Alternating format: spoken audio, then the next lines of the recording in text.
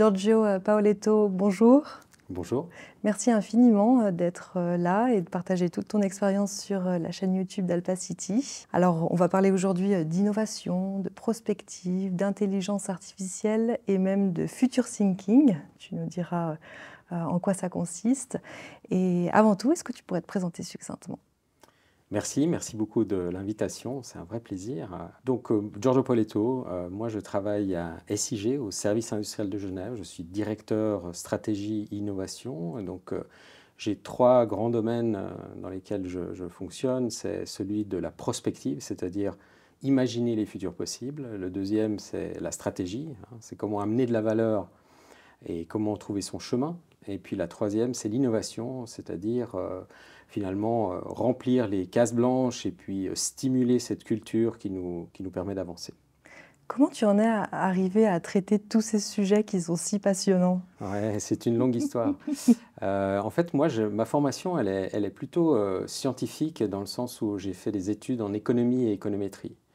Économie, économétrie, donc c'est vraiment l'étude des modèles macroéconomiques, microéconomiques, comment les sciences humaines aussi, comment les gens se comportent.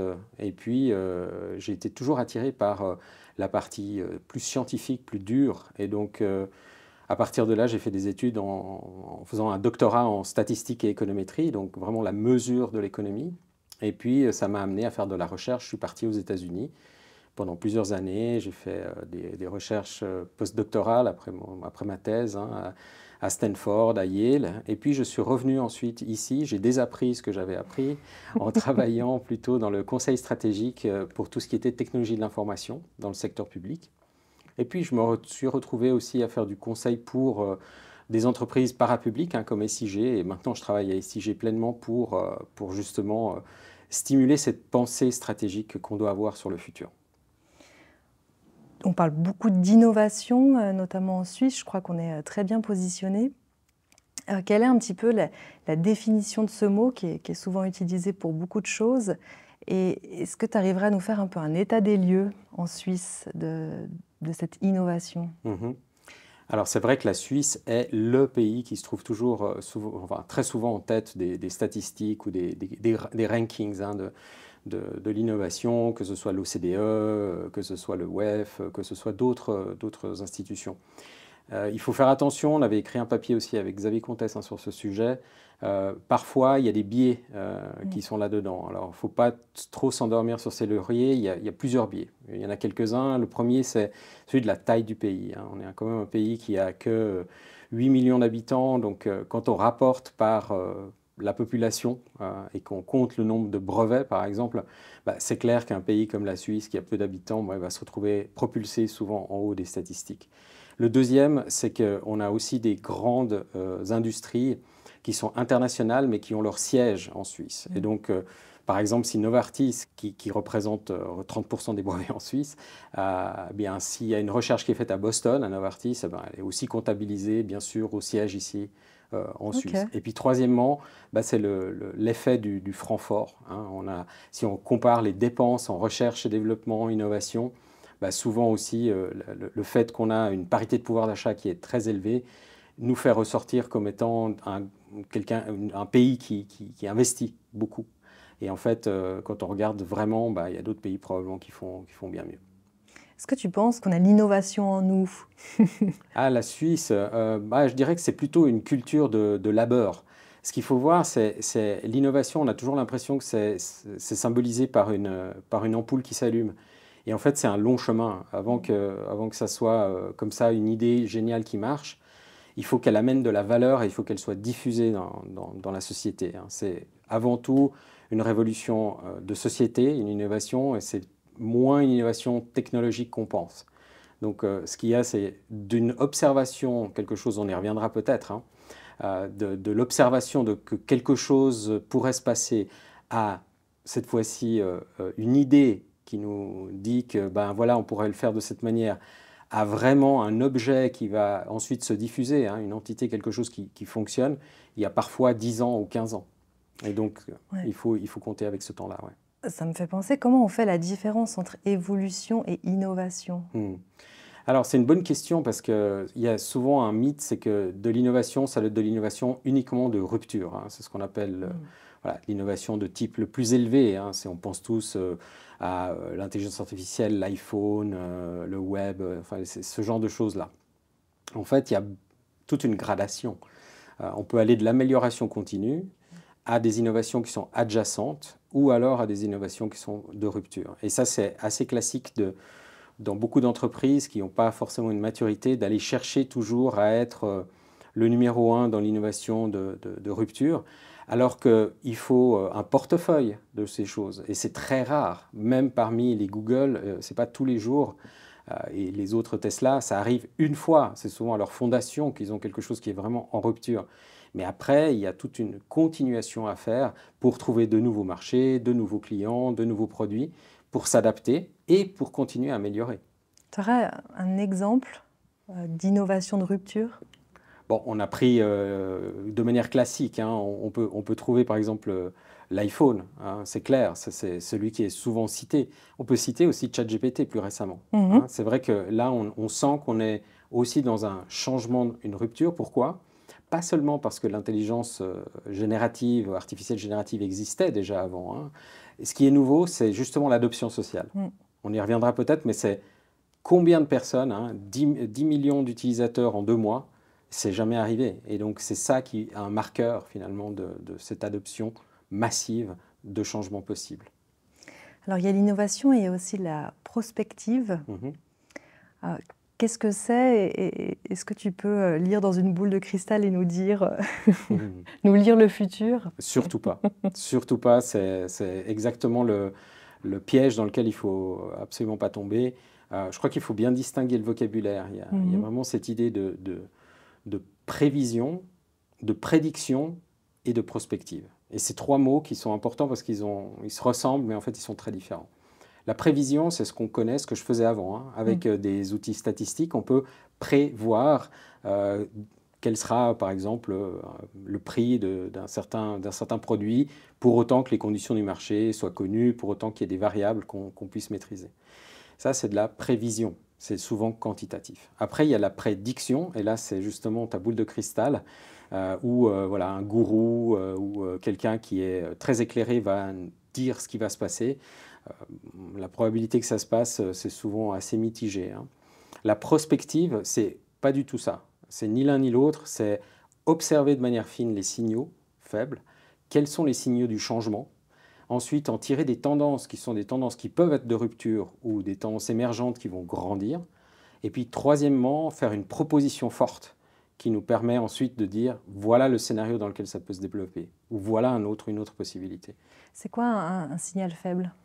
Un signal faible, c'est un changement qui est suffisamment petit, qui est une graine. Et dans la graine, il y a déjà toute la plante. Mais quand on voit la graine au départ, on ne sait pas comment elle va se développer. Et donc il faut avoir ce regard un peu aiguisé pour se dire, tiens, qu'est-ce que ça pourrait amener ce petit changement? Il faut qu'il soit, premièrement, il faut qu'il existe. Il faut qu'il soit, on va dire, assez significatif, hein, qu'on puisse vraiment l'observer. Et puis la troisième chose, c'est plutôt qu'il puisse soit s'agrandir, soit complètement diminuer autre chose quand il va s'agrandir. Et à ce moment-là, c'est un peu provoquant. Ça nous oblige à penser différemment le futur. Est-ce que tu passes beaucoup de temps à observer justement ces signaux faibles? Alors, je ne pense pas que c'est quelque chose qu'on réserve 2 heures par semaine. Il y a des gens qui font ça, hein, on appelle ça de la veille. C'est une bonne chose. En revanche, je dirais que plutôt c'est un état d'esprit de curiosité, d'avoir ce regard du débutant, de se dire tiens, comme c'est intéressant aujourd'hui en venant, voilà ce que j'ai vu. C'est ce qu'on fait lorsqu'on va dans d'autres latitudes, dans d'autres pays ou dans des structures, des communautés, des cultures qu'on connaît moins. On s'étonne de tout. On observe ça en disant bah tiens, mais ça c'est super intéressant. Moi, on ne fait pas ça du tout comme ça chez nous. Et en fait, on ne fait pas ce voyage avec nos propres yeux là où on est. Et souvent dans nos organisations non plus. Est-ce qu'il y a une actualité, un signal que tu as vu récemment qui t'a marqué? Alors, il y a plein de signaux qui sont intéressants. Hein. Il y a des signaux de changement climatique, hein, très forts. Ça, on voit bien, quand on voit des images de New York qui sont complètement enfumé avec cette fumée jaune hein, qui couvre le building de Manhattan, alors que le feu est au Canada et qu'on n'arrive pas à le maîtriser, ou bien les inondations qu'il y a dans le nord de l'Italie. Bah, la tendance qui ressort de ça, si on ne l'avait pas vu hein, avec tous les rapports du GIEC, mais en tout cas, ce qui est sûr, c'est qu'on voit là très clairement un signal du changement climatique. Ensuite, on voit des changements, par exemple, d'usage. Ce qu'on voit avec, effectivement, l'intelligence artificielle qui commence à être partout. On commence à sentir qu'il y a quelque chose qui est en train de se propager. Je ne dis pas que c'est bien ou que c'est mal, hein, mais simplement, c'est une observation sur ça. On peut s'apercevoir aussi que, par exemple, le questionnement sur les entreprises, hein, le fait qu'on essaie de maximiser le profit ou maximiser les revenus pour les actionnaires, hein, ça devient des questions qui sont aujourd'hui de plus en plus débattues et qui sont poussées par ces mouvements sociétaux. Comment est-ce que les générations nouvelles, par exemple, perçoivent ça? Comment est-ce que la société est en train de se modifier aussi? Et tous ces signaux et toutes ces tendances sont vraiment articulées les unes avec les autres. Hein. Et les trois principales, pour moi, c'est vraiment les changements au niveau du climat et donc de l'environnement, les changements au niveau de la société et de l'économie, qu'on vient de citer, et puis les changements technologiques. Je m'arrête sur les changements technologiques. Tu as parlé de l'intelligence artificielle générative.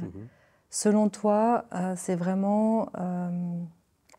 c'est pas une tendance technologique. Ça va vraiment changer les choses.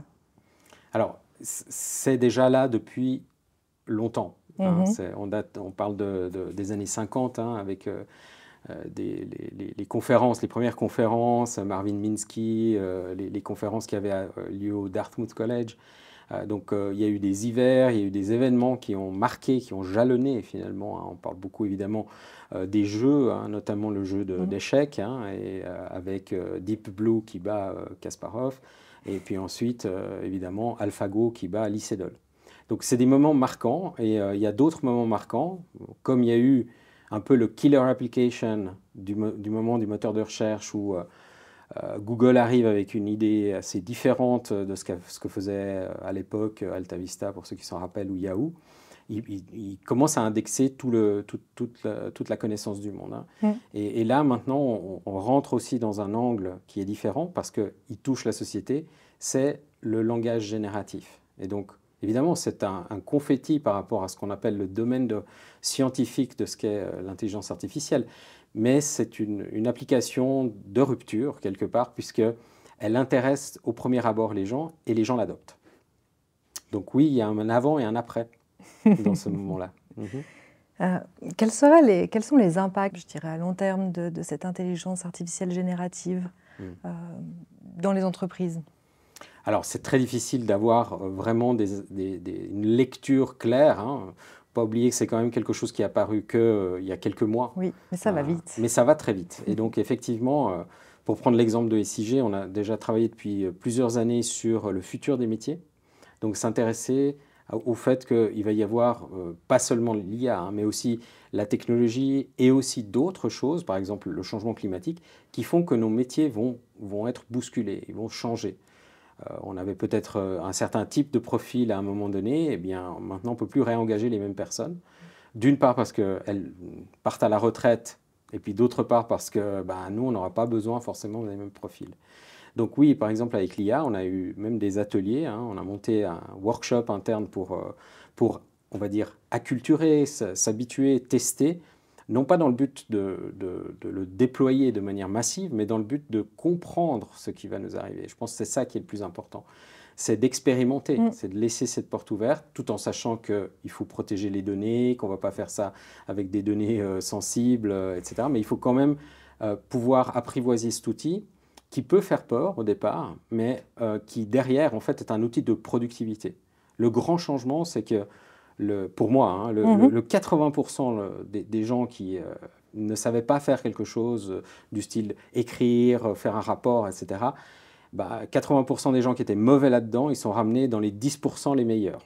On le voit avec le passage d'examen standardisé. Hein, on peut se retrouver facilement basculé du plus mauvais vers le meilleur. Et ce qui veut dire qu'on commence à voir une possibilité, je ne dis pas que c'est encore réalisé, mais une possibilité de booster la productivité, d'augmenter cette productivité. L'OCDE va sortir probablement aussi des rapports hein, sur ça, sur quel est le changement. Alors, le spectre, c'est est-ce qu'il y a des emplois qui vont disparaître? Certainement, mais un peu comme dans toutes les évolutions, il y a des métiers qui ont disparu, hein. On peut en citer plein. Évidemment on avait des cours de dactylographie, on ne les a plus. On avait des gens un métier qui est intéressant, c'était en Angleterre, il y a un métier qui s'appelait le knocker-upper. C'est quelqu'un, les réveils étaient encore chers, et donc ce qu'on faisait, c'était qu'il y a une personne qui passait soit avec des petits cailloux, soit avec un bâton pour taper à la fenêtre, pour se réveiller le matin. Bon, évidemment, c'est un métier qui a disparu, mais voilà, parce qu'il y a eu les réveils matins qui sont apparus. On a des métiers qui vont disparaître. En revanche, je crois beaucoup plus à une augmentation. Donc, à un mélange, on va dire, d'un nouvel outil qu'on n'a pas encore apprivoisé, mais qui peut un peu nous faire peur parce qu'il touche à quelque chose d'assez fondamental chez l'humain, c'est le langage. Absolument. Et est-ce que tu penses que cette maîtrise de l'intelligence artificielle du langage va changer aussi le rapport entre l'homme et la machine? Alors oui, parce que c'est une interface nouvelle. Là où il faut démystifier ou démythifier la chose, c'est que je pense qu'il faut premièrement passer 1 ou 2 nuits blanches avec une intelligence artificielle générative. Parce que c'est là qu'on commence à sentir, voilà, il y a une excitation et il y a une crainte. Donc c'est bien de quand même, comme disait Jung, il faut confronter sa part d'ombre, donc allons-y, essayons de voir ce qui se passe. Donc là, il y a une chose à faire, c'est de voir que finalement, c'est un modèle statistique qui va prévoir le prochain mot. Ça le fait très bien, avec une base de connaissances qui a été entraînée avec des milliards de paramètres et avec une base de connaissances très large aussi. En revanche, on commence à sentir qu'au départ, enfin, peut-être ça nous est arrivé, en tout cas à ceux qui l'ont essayé, on est poli, on a l'impression de parler à une personne. Puis au fur et à mesure, on se rend compte que finalement, alors sans maltraiter, mais on peut être, voilà, on est dans un rapport plutôt, on ne parle pas à un autre être humain, on parle à un outil, à une machine qui va suivre nos instructions. Et donc c'est ça qui est en train de se passer, on apprivoise cela. Et il faut aussi faire tomber un peu ce paravent qui est celui de dire, mon Dieu, ben voilà, il y a un être sentient de l'autre côté qui est une entité inconnue. C'est la projection de notre esprit, ça. Absolument. Et donc on est là dans la psychologie humaine qui aime se voir en face. Hein. Il y a ce qu'on appelle la pareidolie, on aime voir le visage dans tout ce qu'on a autour de nous. On est très anthropomorphique, on aime bien donner un visage humain à ce qu'on voit ailleurs qui peut y ressembler.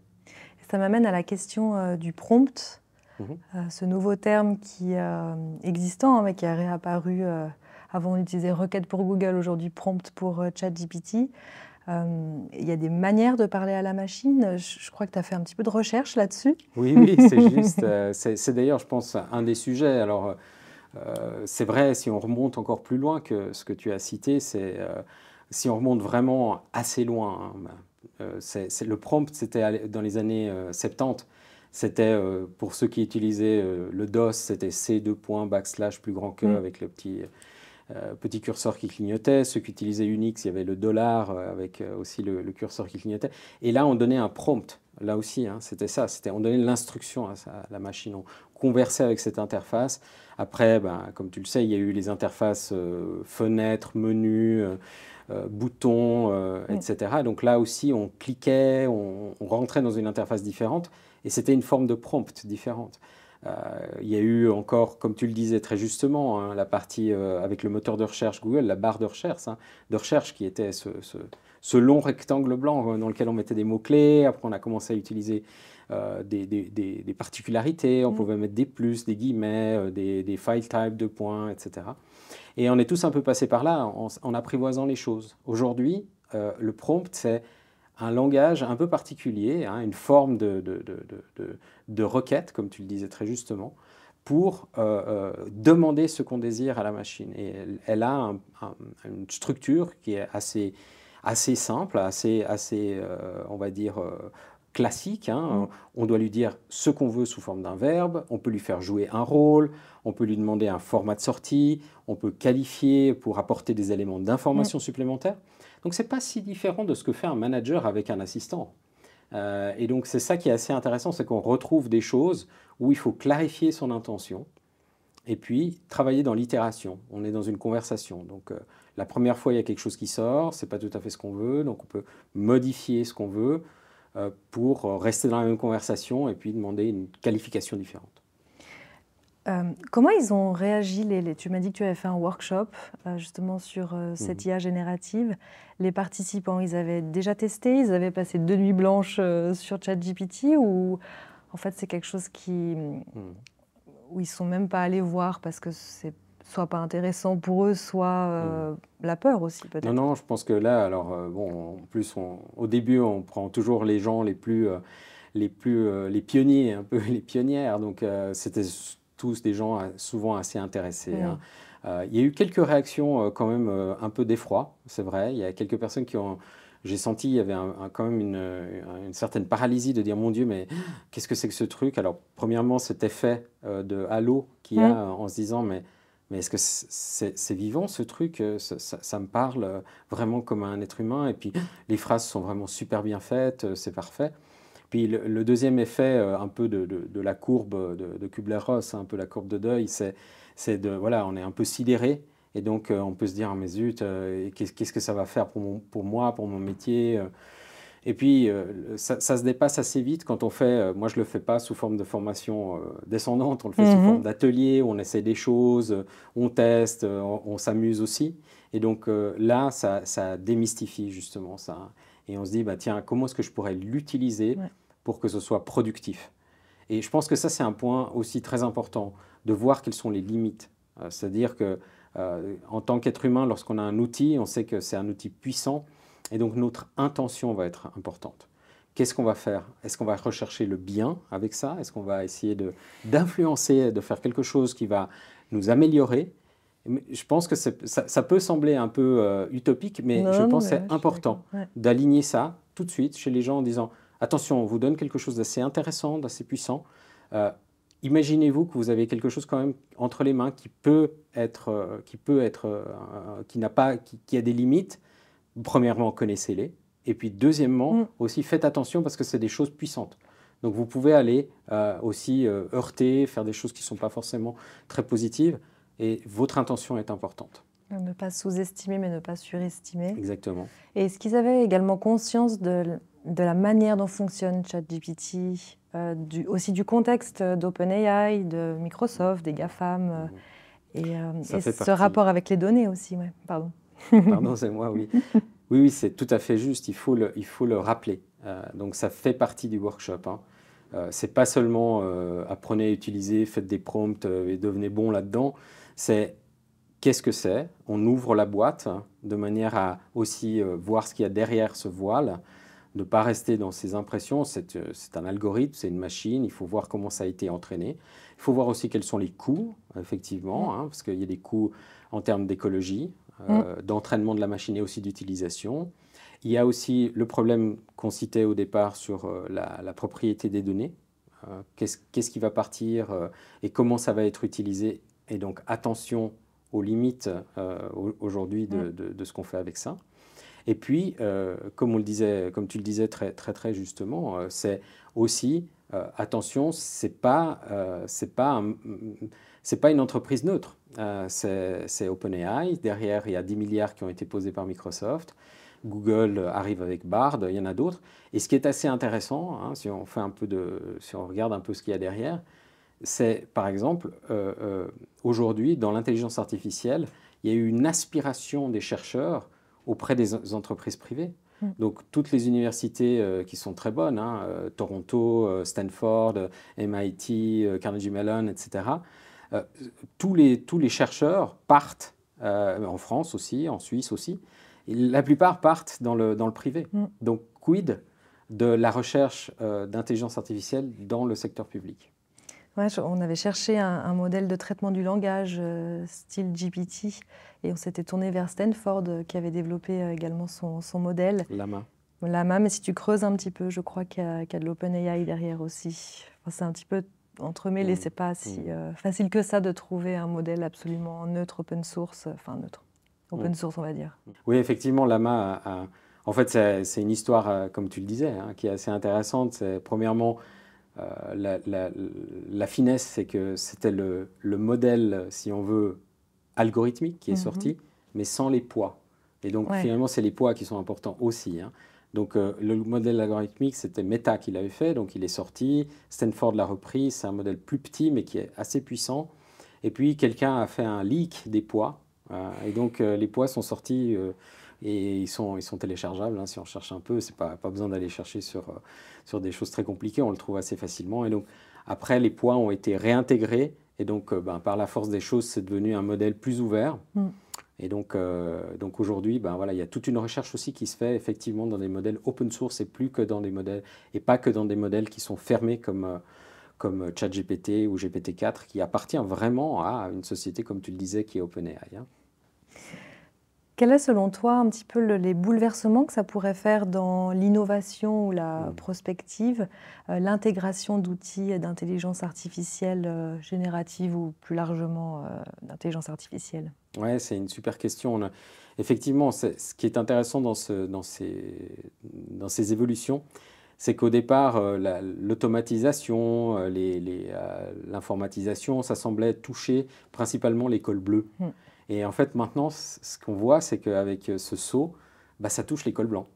Donc, c'est les métiers, on va dire, à haute valeur cognitive, hein, qui sont touchés.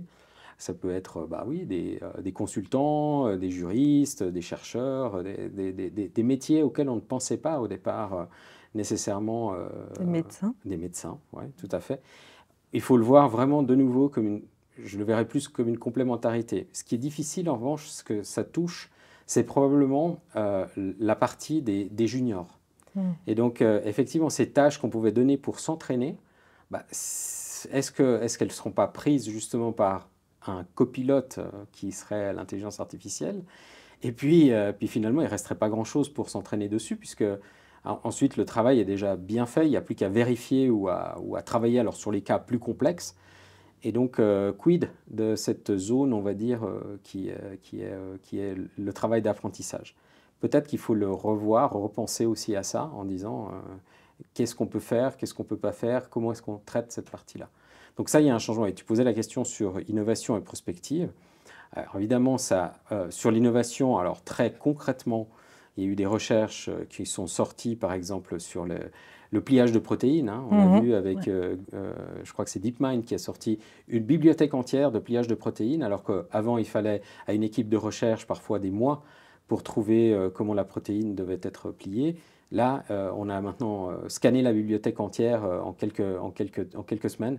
Et c'est à disposition. Alors, évidemment, ça a enlevé le job de la recherche, mais ça propulse aussi peut-être la recherche au niveau de la Mm. pharma. Et puis, pour la prospective, on pourra en reparler si tu veux dans les questions, mais on a testé également le fait d'augmenter cette prospective à l'aide de l'intelligence générative, l'intelligence artificielle générative, hein. Comment est-ce qu'on peut faire du future thinking avec du prompt?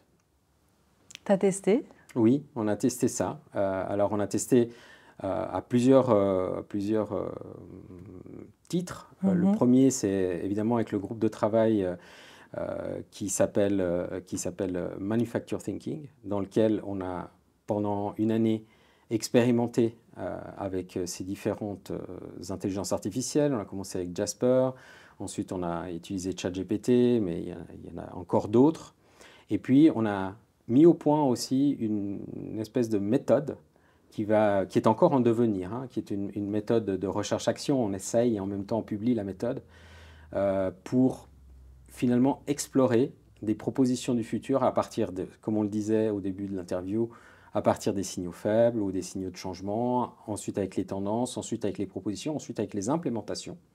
On n'est pas encore arrivé jusque-là, mais le travail est vraiment accéléré. On peut utiliser non seulement l'intelligence collective du groupe, mais aussi l'intelligence artificielle pour complémenter ça, et l'intelligence scientifique, parce qu'on reconnaît les moments qui sont des moments que je disais tout à l'heure, c'est-à-dire l'observation, l'idée clé et l'objet clé qui est la proposition qui ressort.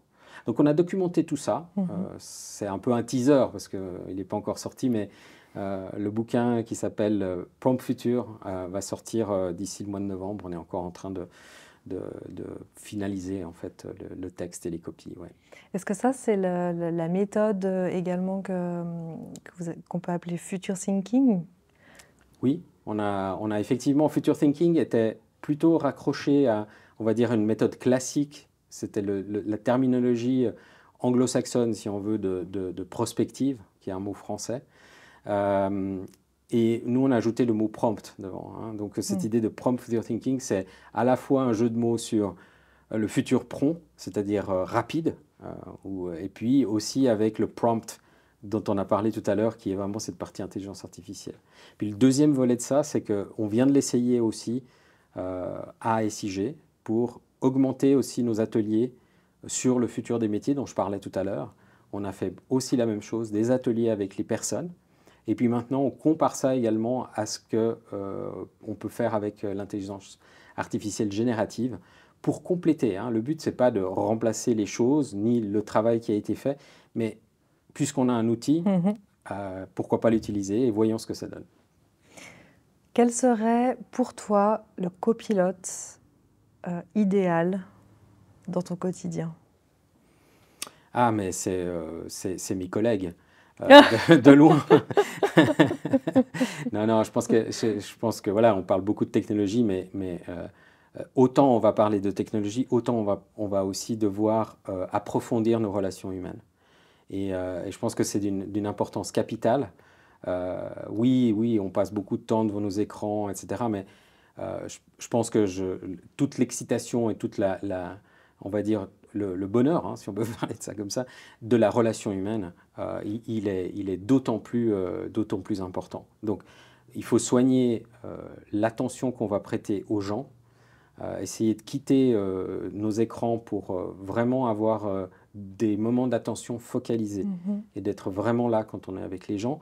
C'est d'autant plus important qu'on va pouvoir libérer du temps peut-être. Et donc, la question, ce n'est pas tellement de libérer du temps pour libérer du temps, mais c'est qu'est-ce qu'on va faire avec ce temps? Et ce temps-là, peut-être qu'il vaut mieux l'investir dans quelque chose de plus doux et de retrouver ses qualités humaines.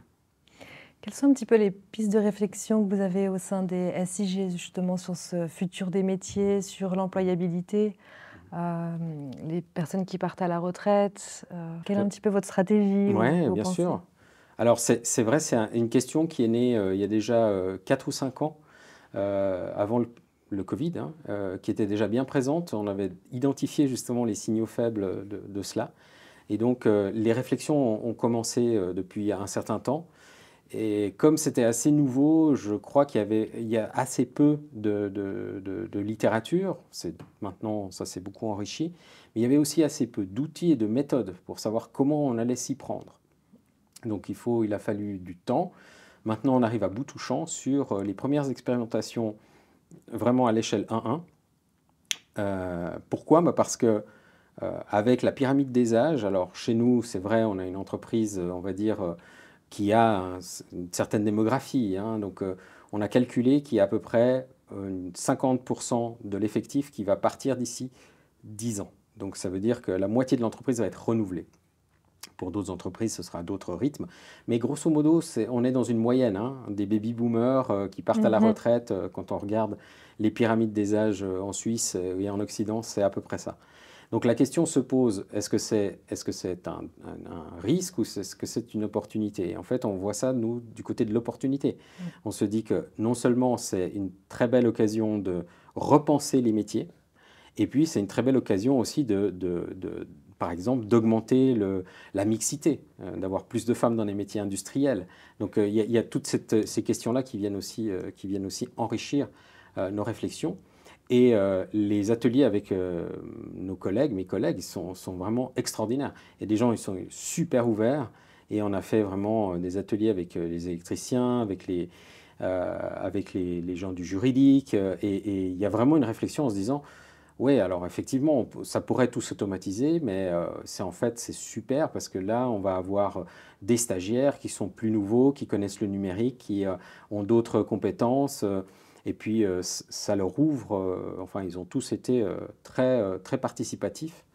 à se dire, bah, tiens, est-ce qu'on n'aurait pas là une opportunité pour voir différemment ce que va être le métier de demain?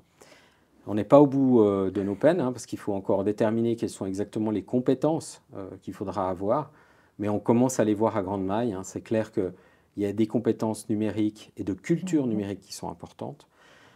L'intelligence artificielle est là, c'est un booster, mais il y a aussi l'Internet des objets, il y a aussi les bâtiments qui vont se traduire sous forme numérique avec du Building Information Management Systems, etc. Il y a le monde de l'énergie en train de se transformer, hein, en un monde qui est bidirectionnel entre le producteur et le consommateur. Il y a des enjeux de diminution de consommation. Donc tous ces éléments-là sont hyper importants. Et donc, il faut les mettre ensemble pour qu'on puisse se dire bah, qu'est-ce qui sera le mieux, quel sera le bon poste pour la bonne personne, au bon endroit, au bon moment, pour pouvoir amener la valeur qu'il nous faut. Et évidemment que c'est des questions qui touchent tous les métiers. Alors nous, ça nous touche particulièrement, je dirais, mais on prend soin. Voilà, je pense que les entreprises doivent prendre soin aussi de leurs employés. On parle beaucoup de care en ce moment. Bah, le premier care, c'est se dire bah, c'est quelqu'un qui passe chez nous. Peut-être qu'il ira ailleurs, mais ça restera un ambassadeur. C'est quelqu'un dont je dois m'occuper aussi. Est-ce que tu penses justement que ces compétences, pardon, on est vraiment dans une hybridation des, des savoirs et des compétences? Est-ce qu'on a, quand on est expert d'un métier, quand on fait de l'électricité ou qu'on travaille dans l'énergie, est-ce qu'on doit avoir une couche tout le temps numérique? Est-ce que c'est quelque chose qui se dessine comme ça ou on est encore plutôt dans des silos de compétences pures? On a des compétences de base. C'est un socle qui aujourd'hui est important, hein. Les compétences métiers, c'est des compétences dures, comme on disait, mais qui avant étaient quasiment le seul étalon avec lequel on mesurait finalement le poste de la personne. Et demain, on se rend compte qu'il y a d'autres aspects, hein. On a ajouté, par exemple, chez nous, récemment, mais ça fait déjà un moment que vraiment ça existe, cette idée d'avoir des compétences sociales ou pro-sociales, c'est-à-dire comment est-ce qu'on se comporte avec les autres, hein, les fameux soft skills. Donc c'est clair qu'avoir quelqu'un qui est hyper bon ingénieur, c'est génial, mais il ne travaille pas tout seul, hein, ou elle ne travaille pas toute seule. Donc quand on le met dans un projet, si c'est un poison pour le reste de l'équipe, ben, le projet il ne marche pas. Donc ce qui est important, c'est non seulement sa compétence technique, mais c'est aussi sa compétence sociale. Et parfois, c'est plus facile d'amener la compétence technique que la compétence sociale. Donc des fois, on engage aussi, il faut voir, hein, c'est un changement de paradigme qui est assez énorme, hein, pour des entreprises qui sont, on va dire, industrielles. Et maintenant, s'ajoute également, ça fait partie des compétences qu'on a aussi, la dextérité digitale, la culture numérique. Pas forcément tout le monde doit être un technicien, un informaticien, une personne qui connaît tout.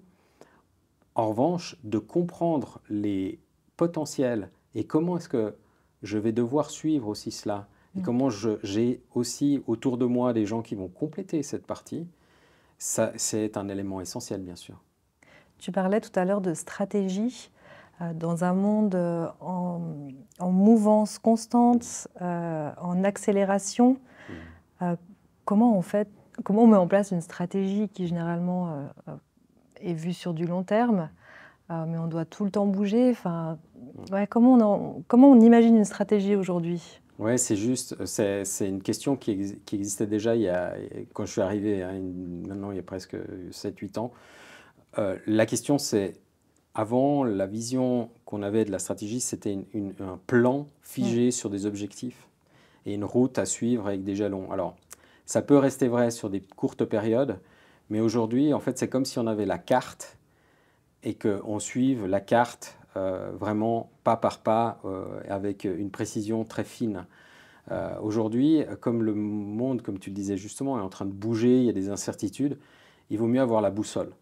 C'est-à-dire qu'il vaut mieux avoir les lignes de force vers quoi on va aller, et ensuite peut-être avoir des plans qui sont plus facilement mis à jour.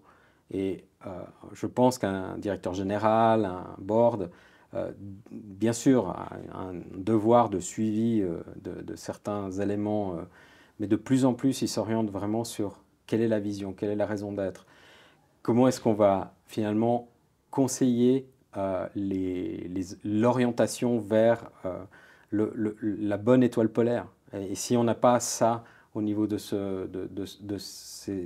instances de gouvernance, alors on rentre dans l'opérationnel. Et puis effectivement, là, on peut être déraillé. Donc il faut, c'est là que les choses se font, hein, dans les opérations et l'exécution, mais quand même toujours savoir qu'il vaut mieux avoir la boussole que la carte, parce que quand les choses bougent, la carte, il faut la redessiner, et donc c'est important de ne pas être perdu quand même. Puis peut-être une remarque sur le temps qui s'accélère, parce que ça, j'adore ce genre de choses. C'est Étienne Klein, que tu connais peut-être, qui est donc philosophe et physicien, qui a beaucoup d'intelligence, hein, dans ce qu'il dit.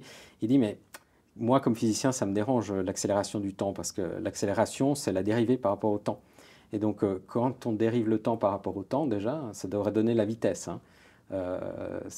Puis la dérivée de seconde du temps par rapport au temps, bah, j'ai du mal à m'imaginer ce que c'est.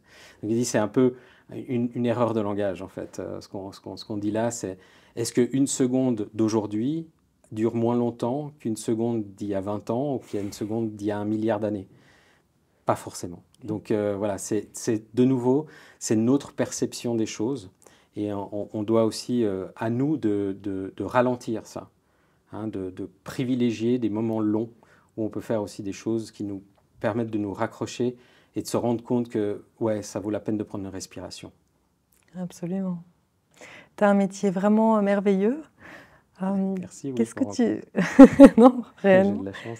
Qu'est-ce que tu aurais un conseil à donner aux jeunes générations qui auraient envie de se lancer dans la prospective, dans toutes ces questions de signaux faibles, dans ces méthodologies de future thinking, design thinking, ou essayer d'un peu comprendre là où on va? Oui, c'est une très bonne question. C'est quelque chose qui me touche parce que aujourd'hui, il y a quelques formations qui existent, hein, dans les hautes écoles, où c'est assez peu pris par les universités parce que c'est souvent considéré un peu comme quelque chose d'un peu trop flou. Donc c'est effectivement, c'est enseigné, ça a été enseigné notamment dans des hautes écoles. Je sais que ça se fait dans pas mal d'universités aussi aux États-Unis.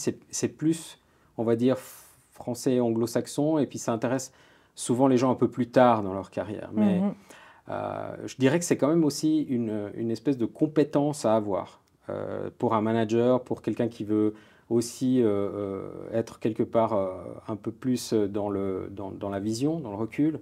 Ce sont des éléments importants. Il y a donc aussi cette littératie du futur, si on veut, hein, qui a été utilisée. C'est un des prospectivistes très connus de l'UNESCO qui a parlé de ça, de se dire, finalement, on enseigne l'histoire. C'est très bien, mais est-ce qu'on pourrait enseigner le futur aussi?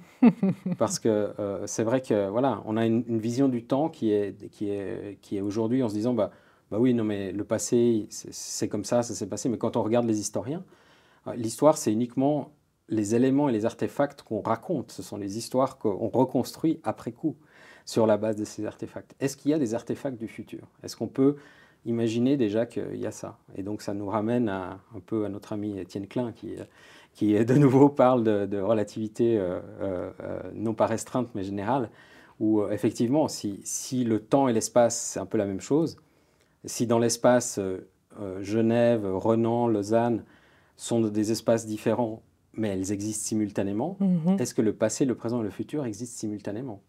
On pourrait se poser la question. Où est allé le passé? Où est allé le passé? On peut dire que le passé n'existe pas. Comment on fait comment on trouve un peu la justesse ou la limite entre possible futur et imagination? Ouais, c'est très intéressant. Les deux sont très liés. J'aime bien dire, et c'est pas que moi, qu'il y a des données sur le passé, c'est ce qu'on a mesuré par le passé, mais il n'y a pas de données du futur. Donc quand on n'a pas de données, il ne nous reste que notre imagination. Alors évidemment, ça fait bondir les financiers, les gens qui travaillent dans la prévision, comme j'ai fait aussi, hein, en disant oui, on peut étendre des choses, mais c'est vraiment pas facile. Les cônes d'incertitude s'agrandissent très rapidement. Donc ce qu'on fait en général, c'est qu'on peut, on va dire, prolonger un peu les tendances ou prévoir quelques sauts avec plusieurs scénarios sur les 3 à 5, peut-être 2-3 ans maximum sur certains aspects, peut-être un peu plus longuement. En revanche, le reste, c'est notre imagination. Et donc, c'est important de relier les deux. Et d'ailleurs, je crois que c'est Einstein qui disait la connaissance, en fait, l'imagination est plus grande que la connaissance. Elle englobe le monde, et c'est ça qui va nous faire bouger par rapport au progrès qu'on voudrait avoir, à l'innovation qu'on voudrait avoir. Donc, oui, l'imagination est importante. Ce n'est pas le seul ingrédient. Il faut partir de l'imagination. Imaginer, ça veut dire représenter en image. Hein. Imago, c'est l'image. Imaginer, c'est représenter en image. Et ensuite, la créativité, c'est se mettre ces images mentales au service d'un problème ou d'une solution qu'on voudrait avoir. Et ensuite, l'innovation, ça va être de mettre en valeur ces idées et cette imagination et cette créativité qu'on a pu canaliser. Est-ce que tu aurais des sources à nous recommander, un livre ou des chaînes YouTube Où est-ce que tu puises ton information? Partout. Non, je pense que les livres sont quand même une source intéressante, hein, parce que ça condense quand même des choses. Et autant je suis sûr qu'on peut aller sur YouTube, je le fais très très souvent. Hein. C'est une mine d'or, hein, il y a vraiment des choses très intéressantes, dont cette chaîne. Et donc là, vraiment, les podcasts aussi, hein, qu'elles soient de grandes radios comme celles qu'on connaît autour de nous, francophones ou anglophones, on trouve vraiment des pépites. En revanche, il y a deux bouquins un que je suis en train de lire et l'autre que j'ai lu, que je recommande vivement. Le bouquin que j'ai lu et que je recommande vivement, c'est Miguel Aubuy, qui a écrit un bouquin sur la science de l'innovation aux éditions Nullius in Verba. Et il faut le chercher, on ne trouve pas ça forcément très facilement, mais commandez-le, où il explique vraiment, il y a quelque chose on va dire, d'assez générique dans l'invention et l'innovation. Et il arrive à identifier trois moments, trois éléments clés qui sont justement l'observation, l'idée et l'artefact, l'objet. Et je trouve que ça, c'est extrêmement bien expliqué. On applique ça à l'art, on applique ça au management, on applique ça à l'innovation. Et c'est vraiment éclairant. Et le deuxième, c'est Frédéric Lenoir, qui a écrit plusieurs ouvrages qui sont extrêmement intéressants. Hein. Mais le dernier, c'est Le désir, une philosophie. Et justement, il part de cette notion philosophique qu'est le désir qui meut l'homme et les êtres humains en général. Et c'est vraiment touchant de relier la partie psychologique, philosophique, et puis aussi les questionnements de qu'est-ce que l'être humain et qu'est-ce qui nous différencie vraiment. Est-ce qu'il y a une personne que tu nous recommandes, qu'on pourrait inviter à ta place aujourd'hui? On en a parlé plusieurs fois, mais je pense Étienne Klein est une personne intéressante. Hein, et il a ce côté philosophique et ce côté scientifique, avec beaucoup de recul. Parfois, je ne suis pas d'accord avec lui, hein, mais c'est vrai que voilà, c'est quelqu'un qui a une bouteille quand même assez intéressante. Hein. Ce sera assez merveilleux. On lance les invitations, on verra. Merci. Giorgio, merci infiniment. Et c'est moi qui te remercie, Delphine. Merci beaucoup.